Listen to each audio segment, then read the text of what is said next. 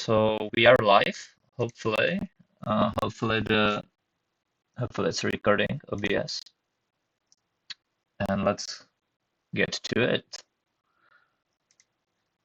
Yeah, so I'll start with BTC, but I wanna really jump into everything and like make this context thingy of all. We will jump into some alts, ETH, BTC, everything. We will touch upon everything, but I'll try to go through it quickly.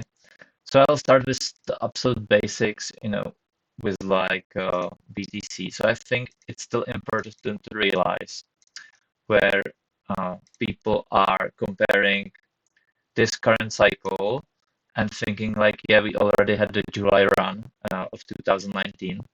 But what's very important to realize is that we are still trading around the 24% retracement level from all-time highs. And we had the same exactly in 2016, where the market was in a bear market and created bottom range, then one reaccumulation range right above it. And I think we are seeing very similar structure. That doesn't mean we will see the same follow-up afterwards, like we had in 2016-17. That's not what I'm saying, because it will depend on many aspects going forward, like the macro situation as well as others.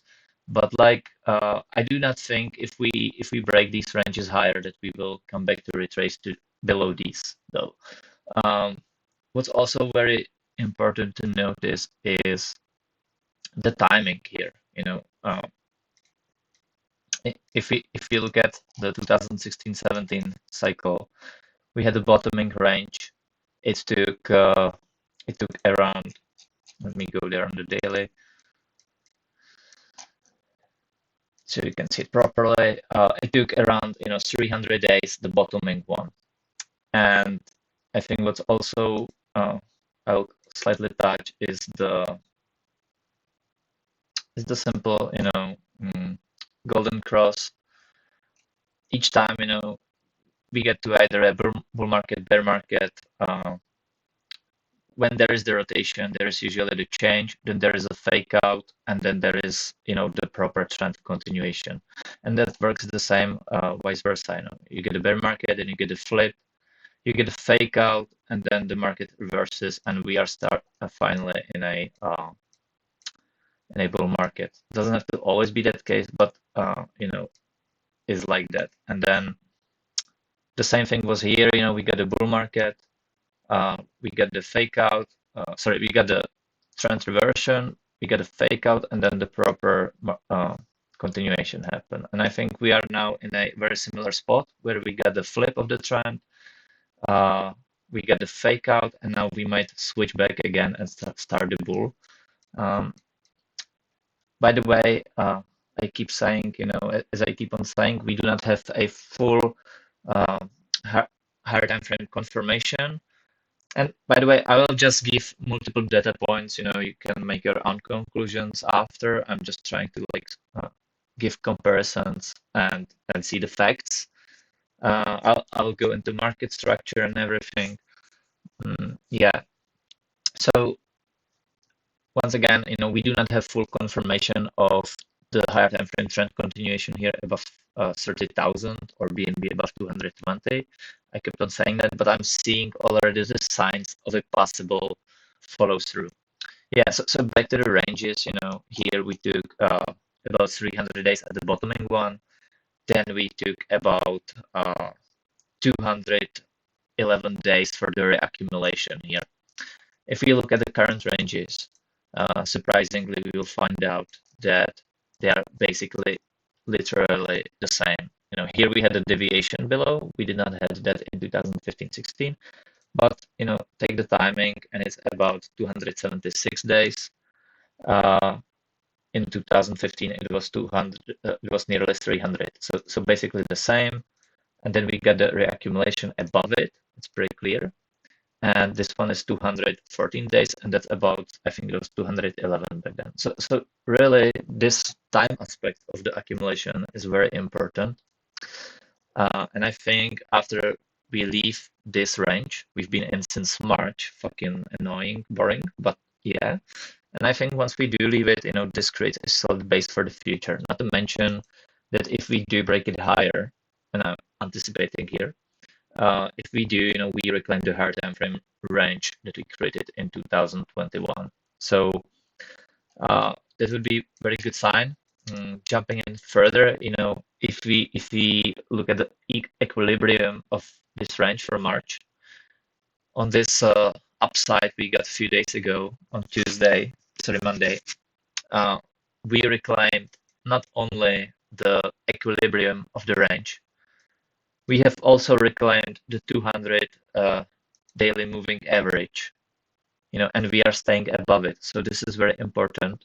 And I'll now start jumping in a bit more into zooming in, but I wanted to first introduce the higher time frame aspect of things and where we are.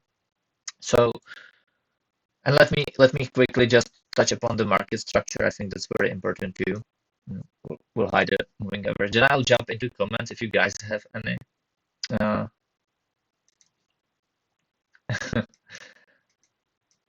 But for now, I'll keep on going. Yeah, so we had a classical,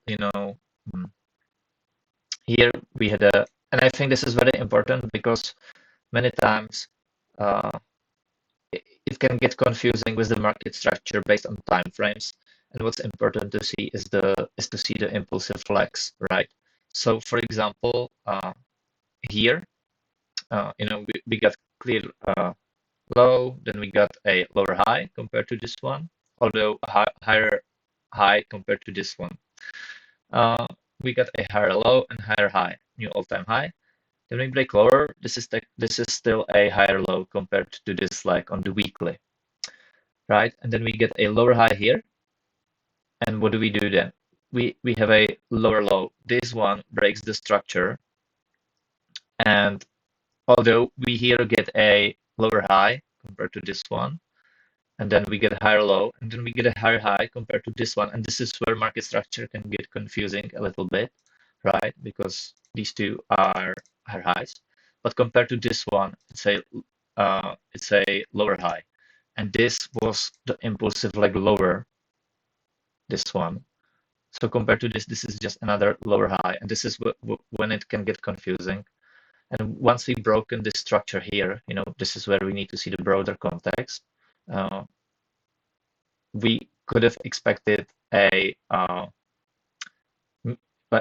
the range lows to get swept. So we get another really strong like lower that creates a new lower low. We have a lower high, then we get higher lows, lower highs, lower low compared to this one, but higher low compared to this one.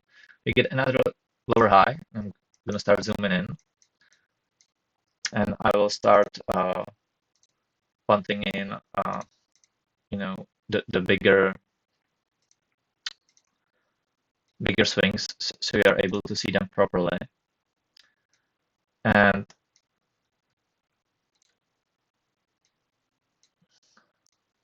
we had a obviously we had a lower high here. I'm gonna skip this one, but this one was too.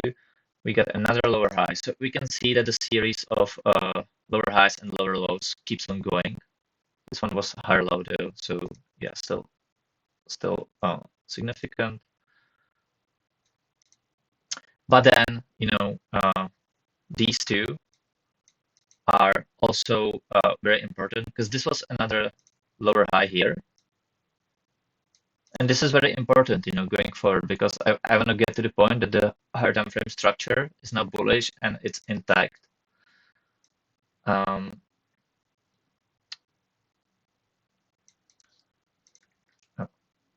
didn't want to, yeah, right. And this is where it starts. So we get a lower high here. So all the way from all-time highs, this was a bearish market structure, all the way up until here. And here we retest the range lows. but we create a higher low. This itself doesn't mean anything because that happened many times prior to that. But once we start breaking higher here above, and that we anticipated it could lead to a break of this high, and it really has. And this, not this break, this creates a higher high surely, but anything below this is still a lower high, because this was the impulsive leg lower.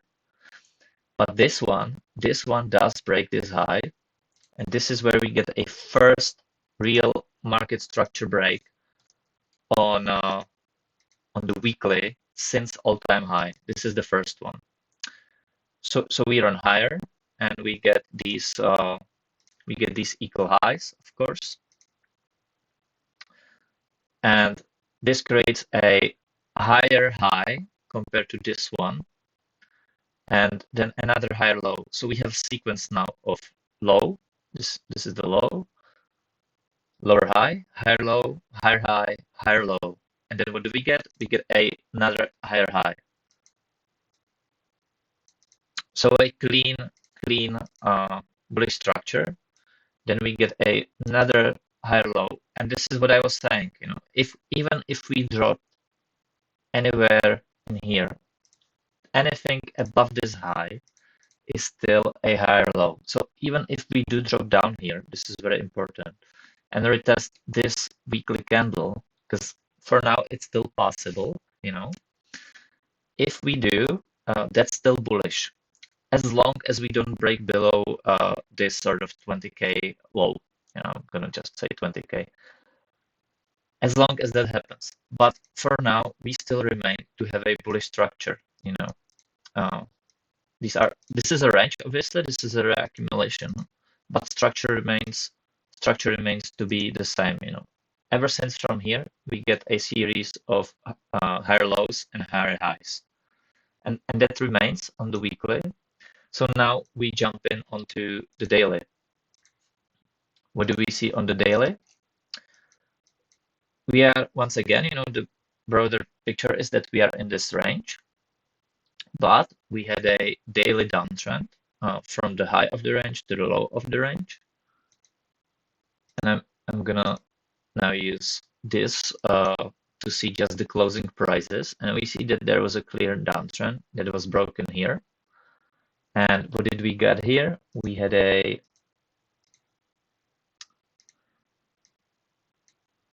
gonna use it like this. So we had a clear downtrend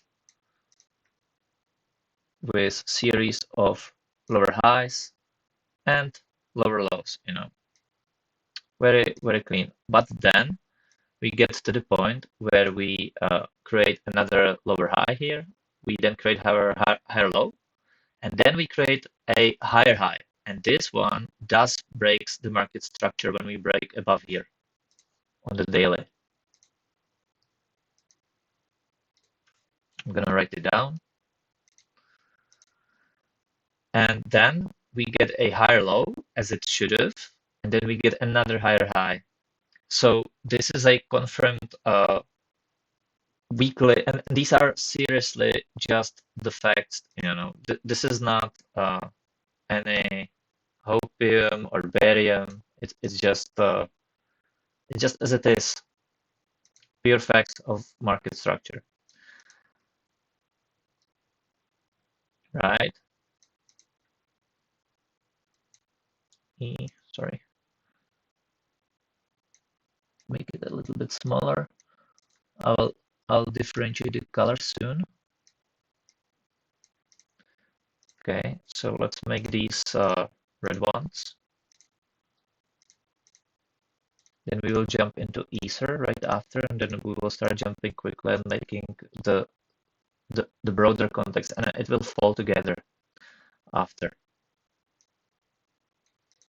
Okay, so this is the series of the daily current swings right here. So we see that we currently have the daily structure, but obviously we are in the broader range, and that needs to be kept in mind when taking into account the structure, within the range. But once again, the weekly is in a is in a uptrend, clean confirmed uptrend. Weekly is the best for the higher time frame trends to look at.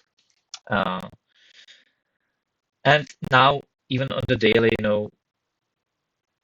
we have that confirmed. And by the way, here we had once again, this was the same, we got low, and then there was no uh, no swings up until here. So technically anything here, we got series of lower highs and lower lows as well on the daily, but we were still trading inside of this leg. It was the same on the daily as on the weekly, and then we get another impulsive leg higher. So technically anything above this is still a higher low on the daily too, although there are these intermediaries, but we've seen the same.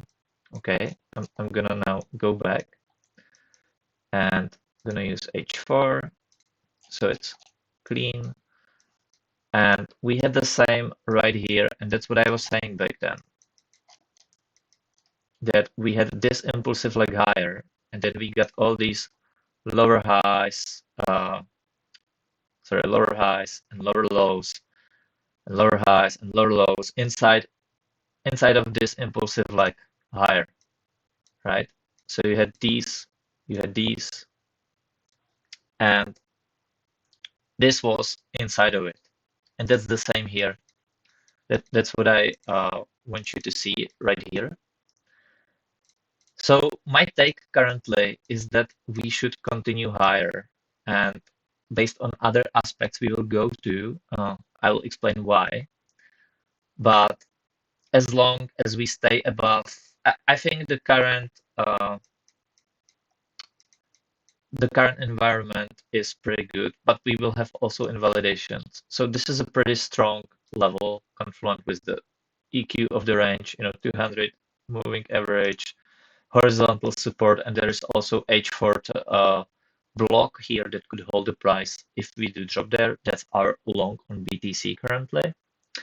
If we do lose it though, I would expect us that we possibly come back and test, we probably, if we do lose it, I think we turn around here and we sweep this. But once again, the weekly structure here remains unbroken until we lose this low. So that needs to be kept in mind. But this is the bearish case. It could happen. I think the last bearish arguments in the market are Binance. That's a very serious one. We still don't know how that's going to resolve. And the regulation around SEC and all these trials and so on. These are very important aspects, but these are the last ones. All the speculators, all those that were given free checks during COVID, all the over-leveraged funds, all the gamblers. I mean, there are still a few gamblers, right? But like all the bad money is gone now. Either forced capitulation or capitulated by TAM or so on. So these are, in my opinion, the last wallet reasons to remain bearish as for Binance. But I think, once again, the higher time frame structure remains unbroken. So my estimate is that we continue higher, and then the full confirmation is above 30K. Why? Because once again, this was the impulsive leg lower. Okay, this was the high, and then we got the low, right? So this is very important on the 3D or so, where we want to see simply price reclaiming this level, this 30K, sort of around 30K. And then, in my opinion, nothing stops us. Okay. And once we do break above this range, I think that's a full confirmation of the bottom being in completely. We also have nice confluence, so that I stay with on BTC still. Then I will jump into Ether and so on. If we look at BTC Euro, we've already reclaimed this higher time frame range, and we had two precise touches. I've been informing about that down here, and we had nice follow through. But just like with BTC on the USD pair, we want to see these levels being reclaimed. We have broken the downtrend here. That's nice, but we want to see horizontals being reclaimed too. So a further upside is needed. And I would say, it starts above this wick on both pairs. BTC, Japanese yen, all the same, broken the downtrend, very clean levels. You cannot argue that these alternative pairs are not useful because they clearly are, and the levels are very, very precise. Look at this breaker touch below this range low. Look at this sweep. Uh, Very, very clean, and I'm using these more often now. And once again, the intermarket analysis very, very good in this regard. I could still see this pulling back though. So I'm patient. I think we could see pullback, but then we should head higher. I wouldn't want to see us filling this inefficient movement here, because I think if we do, we will probably see some form of capitulation lower. So, but yeah, full confirmation once again, above sort of here. That's what you want to see broken. You want to see the price spend some time above this level, the horizontal, and then I think nothing's really stopping us from higher prices. Look at these, how clean these are.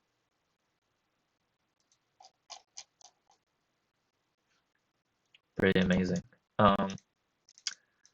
Yeah, so that's for BTC. We've covered that one.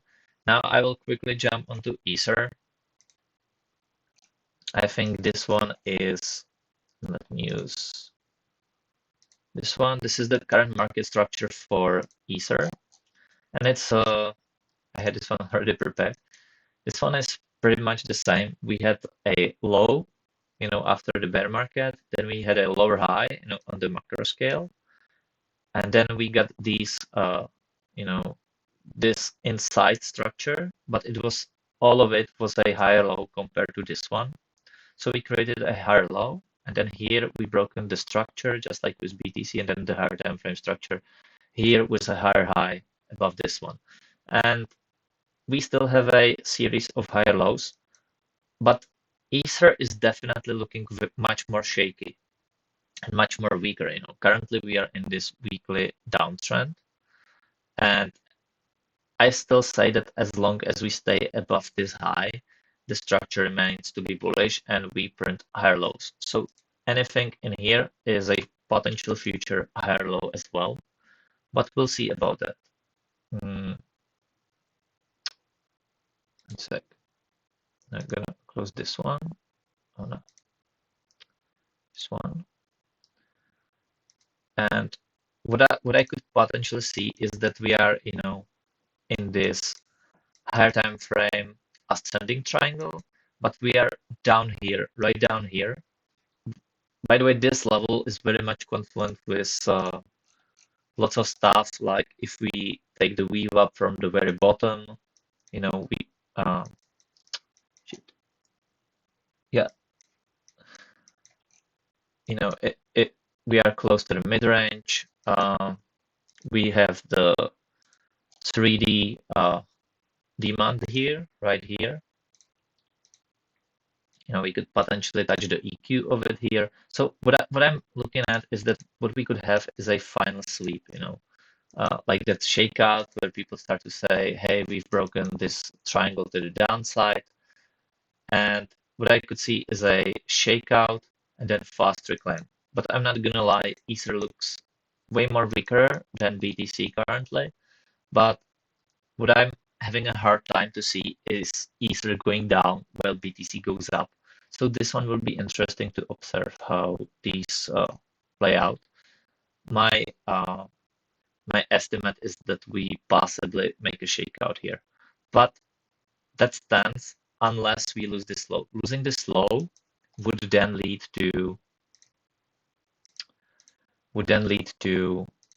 a, sorry, these are logarithmic lines.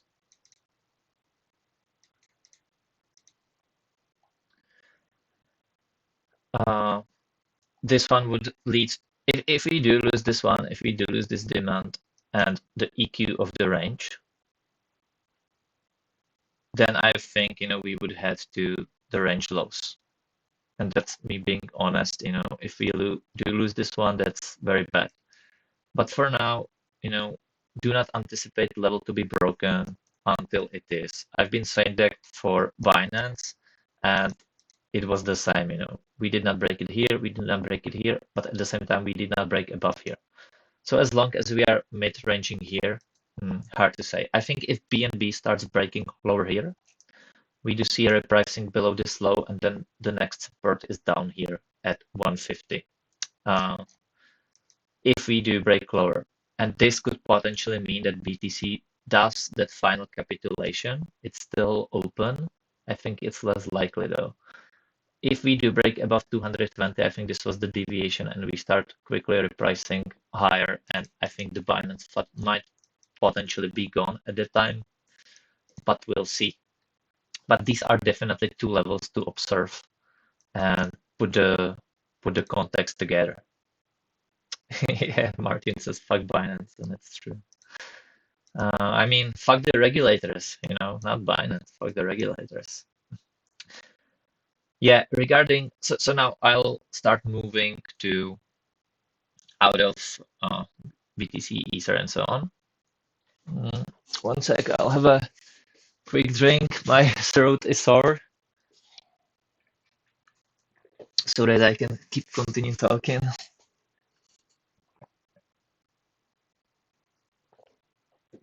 All right. So the big one here is gold, and my my big research on the intermarket analysis on the higher time frames that I've been using for a while now, and it's been very good. And what I'm looking at is where gold, and there are multiple factors here, multiple factors we talked about in our updates and so on. But what I'm looking at here really is that let's start with the price, right? So we had this falling wedge. We broken below and bounced out of this demand down here. Very strong reaction. We just broken the structure on the weekly, on the daily, and monthly is engulfing the prior candle. And then we gotta look at the broader context. I do not want to go too much now into gold and silver as themselves. I just want to quickly say, to portray the higher time frame correlation and where we anticipate gold to go and what implications does it have. So BTC here, sorry, gold here breaks the structure, and I don't really think that there is anything stopping us now from going to all-time highs. I think it will still take time. I think we jerk around here. I was making this yesterday when we were around here. I think we stay around here probably. We possibly do pull back, below this low, possibly attach the range lows. But if I look at this range, we have now just reclaimed it, and this should be a deviation. And with that thing, we have to keep in mind that we had 3 touches right here, whether we want to use the closing prices or the wicks. And I think this break of structure leads us to test those all-time highs one more time. And at that point, I think, there won't be 4 touches and then break lower. I think we do break higher, and then we start a new bull run for gold. I think we see the same for silver, although silver's quite lagging. And why am I talking about this? Oh, and by the way, central bankers are currently accumulating gold in the largest amounts since the 70s, when we had the largest commodity cycle probably in modern history. So back then they had gold on their reserves in around 70%. Nowadays it's been between 10 to 15%, and the historical average is 40%. So if we do anticipate this ratio to go back to 40% of the central bankers holding gold, I do expect it to to go at least 200% from here, So that's like, if we are at 2000, I would anticipate 6000. Over it's not gonna be like single line, I do anticipate that to happen over like till 2030. But the key thing here is that we anticipate bull market. And now this is very important. If we do anticipate gold bull market, that means the dollar index bear market. Okay, these two move in line. I'm gonna place in the dollar index and I'm gonna invert it, right? Because they have inverse correlation. And if we do align these, we will find out that these moves move very, very similar. Okay, it doesn't happen like each day, So for example, here, sometimes it's gold front running, sometimes it's a dollar index front running. But the thing is that we can clearly see that these two move together. It's not always in the same magnitude, right? Sometimes, one goes harder and sometimes the other. Uh, but the thing is that they do move together. Uh, for example, here we had a deviation where the dollar went lower because it's inverted and gold made lower high. It didn't go above new all-time highs. But we can see clearly that they simply do not move together in a way where if gold goes up, dollar index goes down. If gold goes up, dollar index must go down. And if the dollar index is going down, that means that's bullish for the risk on assets. That means it's bullish for BTC. So this is another intermarket confirmation for our thesis. And I do think we will see dollar index catch up here on gold because we see that the DXY was selling sharply. It was catching up, and now it's trading way low. If I jump in on the DXY, I mean, you know, this is the correct look at the DXY. So it hasn't started the rotation yet, but I do think, we had this H4 channel since the bottom. We have lost it. We still do have these equal highs. Those might get swept though, but I think we start the rotation now, and DXY really starts catching up on the gold upside, which means dollar index downside, right? And if you look at the broader structure, I still do think that we have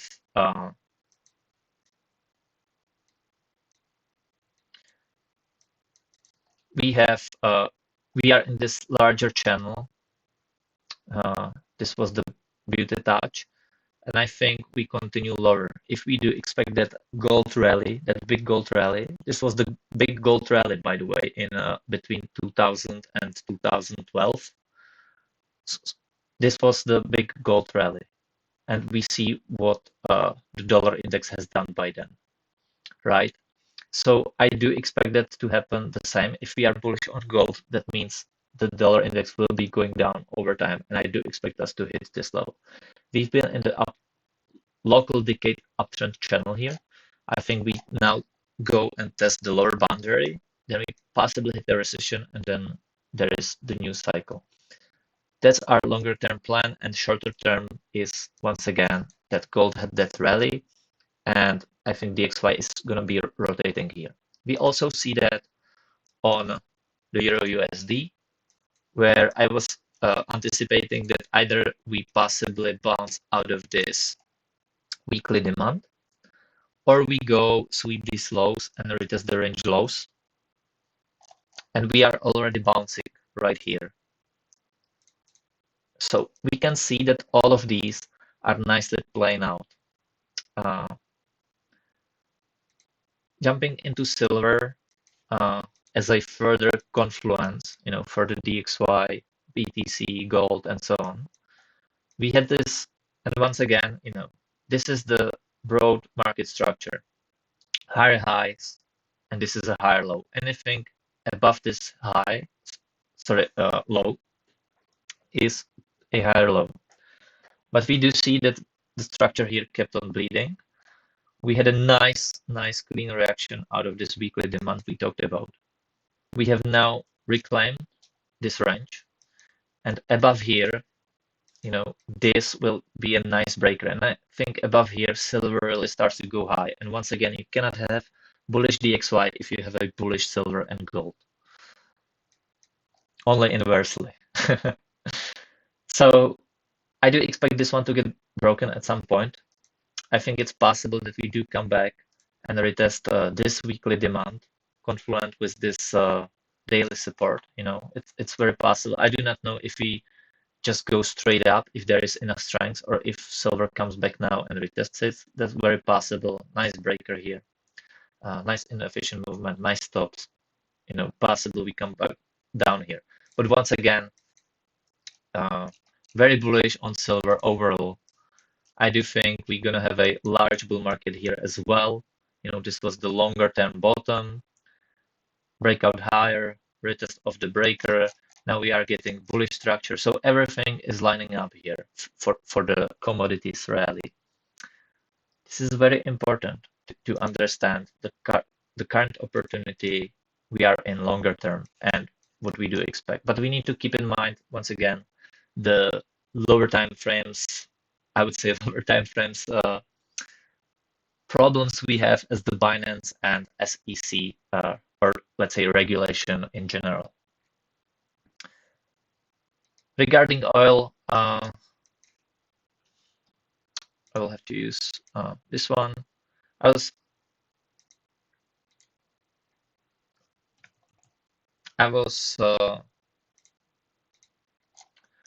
bearish on oil at this resistance. You know that I've been bullish on oil for a long time here, down here, where we should make the hard time frame bottom and reverse and go to like 200. So if you are a driver, be prepared for that for the coming time. But I do think locally, we've reached that resistance. We have nicely bounced out of there. And I think right now we are at a, I don't have to use this one. We are at a nice breaker. We have nice stops down below, and I think that we spend the rest of the year rather calm. This should put a downward pressure on CPI, and that means potentially if the CPI is on a downward trajectory, that means that the Fed won't have that pressure to they will keep the rates paused and then probably drop them around next year. But this is another topic. I do not want to jump too much into that. But I think generally oil remains, to go down. I think it sweeps this low because everyone is looking to long here, the support. And I think I'm not saying exactly that we sweep it, maybe we just come very close to it. But I think we at least take this low first before we head higher. So I think the rest of the year will stay relatively calm. And then I think next year we start pressing higher. Maybe end of next year. We'll see.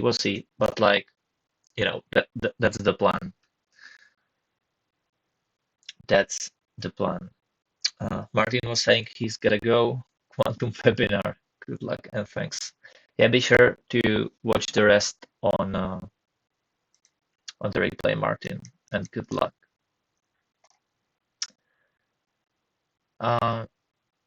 Jumping slowly, quickly into equities, I do still think that they have, we've been trading in this broader uptrend channel. And anyone that's laughing at trend lines, right? Just look at this. Anyone that's laughing at the trend lines, this was possibly the best buying opportunity always in this decade. So these are clean. When we've arrived at this top one, I was saying it should hold the price lower or cause a pullback right above these equal highs and the demand here, sorry, supply. It has. I still do think we had higher because we still need to create that soft landing narrative for the market.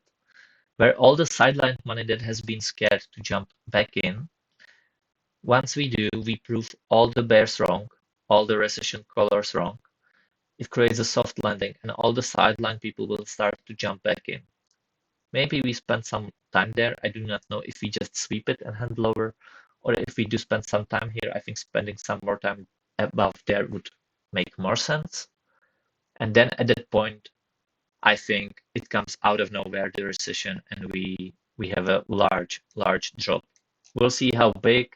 We'll see about the timings, but I still think for now there is a good argument for further continuation higher, because there is still many people that have been conditioned to expect the largest recession ever. They've been sidelined. They did not believe this rally. Some FOMO'd. They got out once again here. There was a very strong bearish sentiment down here.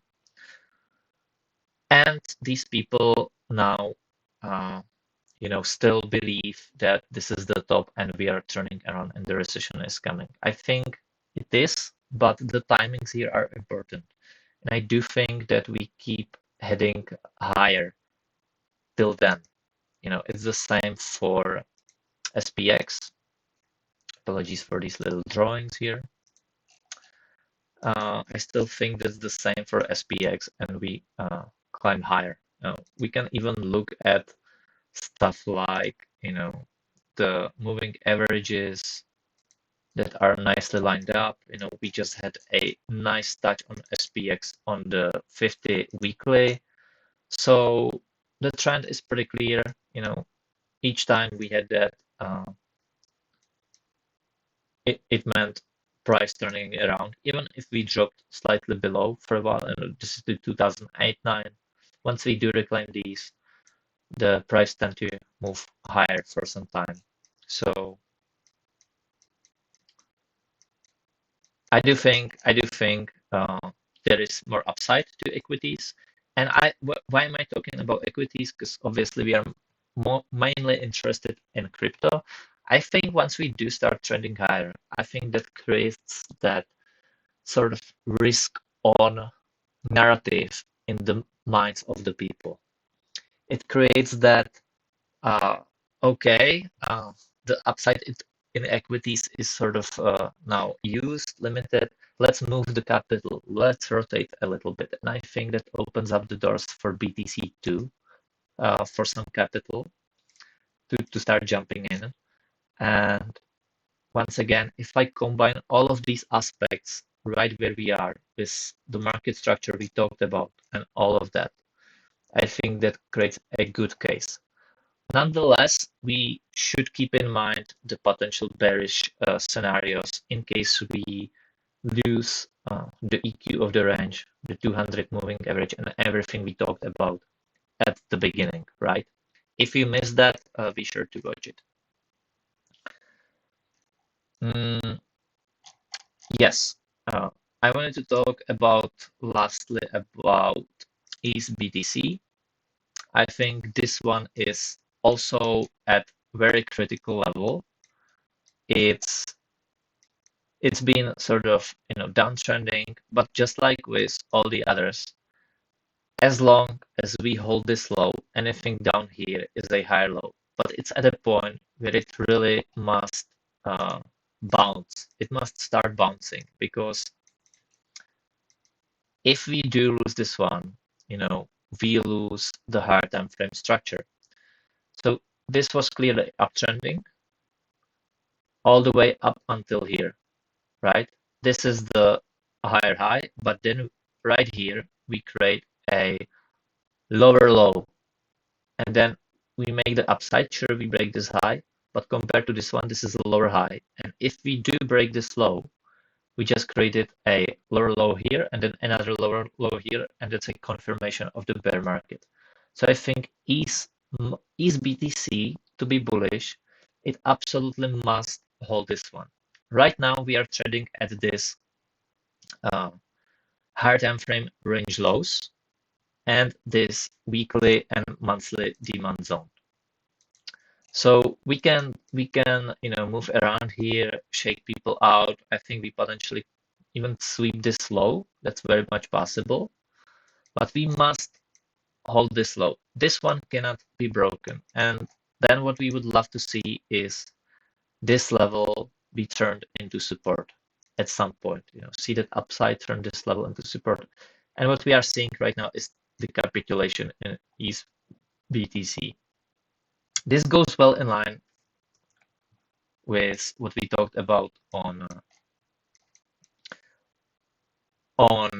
the USD pair, where we must hold this higher time frame ascending triangle lower boundary. We are at that confluence of that on the USD pair and ETH BTC pair. But I do think that if we do lose it, we lose also the range lows on the USD pair, and that would also mean the loss of this low on the BTC pair. So very important to understand that right now is a great opportunity, but a quick invalidation down below. We'll see how that plays out. With that said, alts are pretty much beaten hard all in general. There have been few like Loom that has been going up crazily. It went up 1,000%, but then we see the rug pull, right? And that's been basically the theme of the crypto. There has been no sustained upside. It's always been quick, and this one was relatively sustained for at least a while. But mostly what we see is a random pump and then quick rejection right after.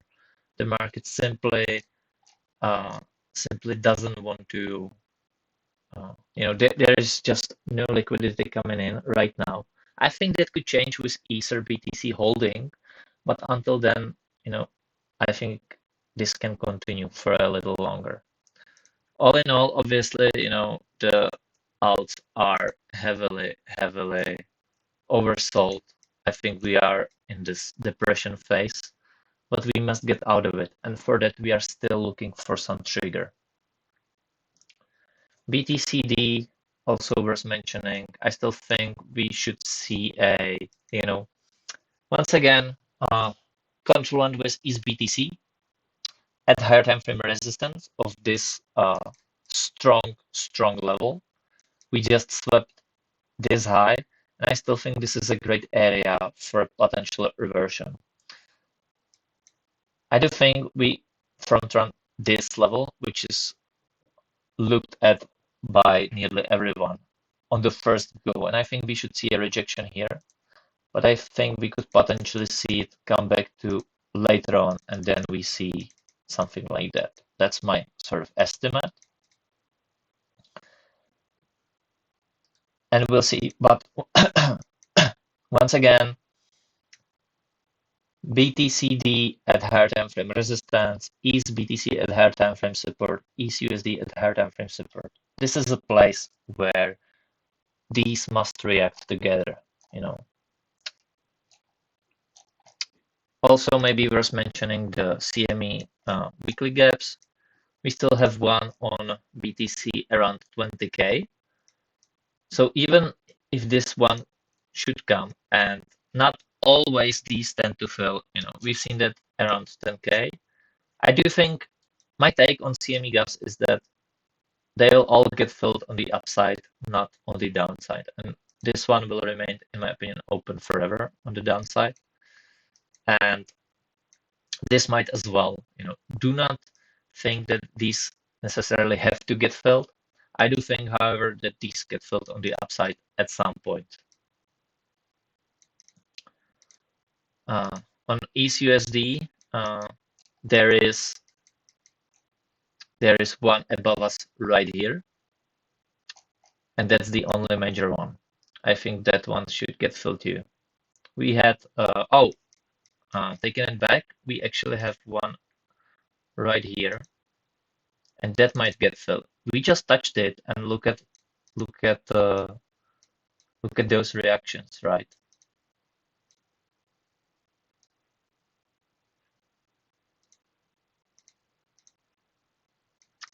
look at how the market is reacting at this CME gap.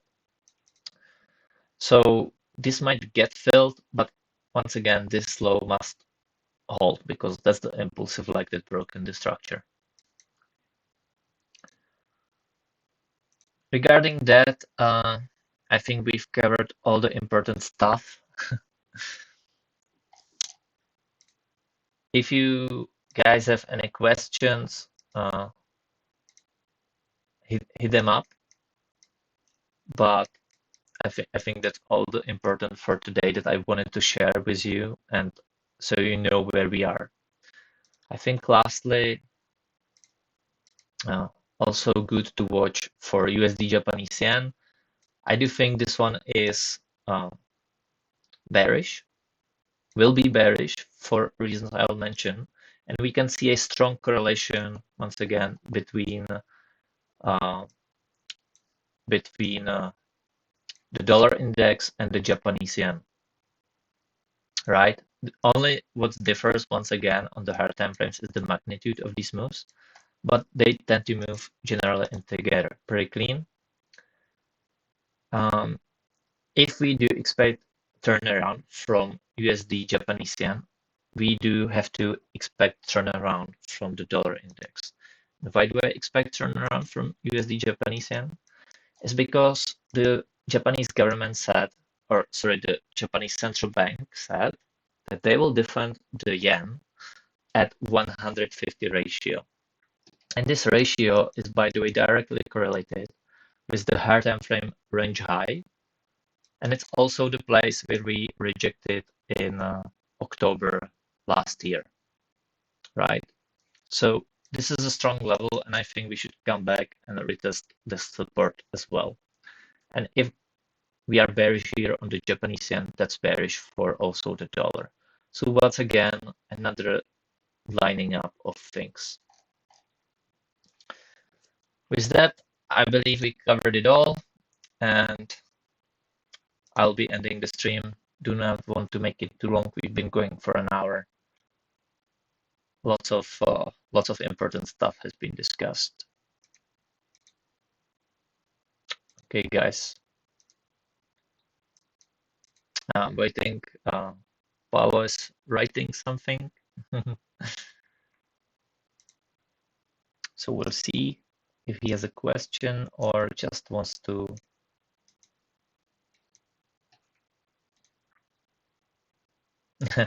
No worries, Paolo. He's just thanking for the stream. Very interesting. No, sorry, joined late. No worries. I'll upload the backup of this stream on YouTube, and you can watch the beginning. I think there has been very important stuff. We started with BTC, Ether, and BNB. BTC was the main topic at the beginning, and then I was following up on the intermarket analysis with it. So be sure to check that one. Very good. Okay. See ya, guys. That's it.